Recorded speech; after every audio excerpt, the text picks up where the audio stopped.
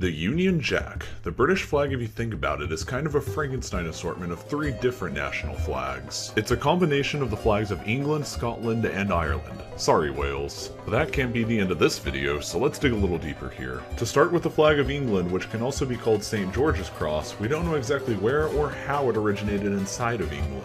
It is known that in 1188 the kings of England and France both decided to go on a crusade together, and in order to distinguish their armies, the English used a white cross and the French used a red cross. Somehow and at some time, the English may have adopted the red cross that was used by the French.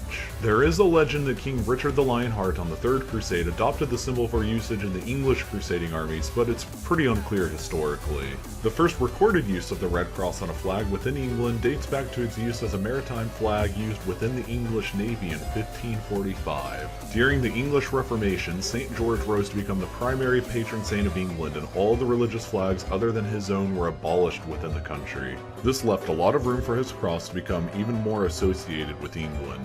Moving on to the Scottish flag, which is also called St. Andrew's Cross, its origins revolve around the martyr of St. Andrew. St. Andrew is the patron saint of Scotland, and according to legend he was crucified on an X-shaped cross. The familiar X shape with the image of St. Andrew crucified first began to appear in Scotland in 1180 during the reign of William I. That image would also be depicted on official seals within Scotland during the late 13th century. The image of St. Andrew would be removed to form a more simple X shape sometime in the 14th century. And then in 1385, the Scottish Parliament ordered that Scottish soldiers serving abroad in France had to wear a white X on their armor to distinguish themselves. The first confirmed historical usage of the familiar white X with a blue background on a flag inside Scotland was in 1542, 3 years before the English first used St. George's Cross in their navy. The first edition of the Union Jack flag originated in 1606. 3 years earlier, in 1603, James I of Scotland had inherited both the English and Irish thrones, and in addition to Scotland ruled all 3 kingdoms. Despite how the 3 kingdoms were all ruled by the same monarch, they each remained separate. But James ordered a new flag to symbolize the union between his native kingdom of Scotland and the Kingdom of England, and so 2 different versions were created. There is the more familiar English version of the flag, which was used in England, and the less familiar Scottish version, which was of course used in Scotland. Both of these flags were used in limited forms because both kingdoms remained politically separate until the Acts of Union in 1707 formally united England and Scotland into the same country, Great Britain. After the Acts of Union, the English version of the flag became the official flag of the new country. But that still leaves out the red X shape, which symbolizes Ireland. The red X on a white background is known as St. Patrick's Saltire. It is a symbol of St. Patrick and began to be associated with Ireland as a whole only in the 1780s. It was adopted as the symbol of the Order of St. Patrick, which was an order created by the English King George III. Ironically, as a consequence of this, many Irish nationalists have rejected this flag as a British invention to represent Ireland for themselves. The flag had some usage in Ireland before 1783, but it's rather unclear. It was used on the coat of arms of the powerful Fitzgerald family in Ireland, and it also appears on the back sides of some Irish coins minted around 1480 in honor of the Fitzgeralds.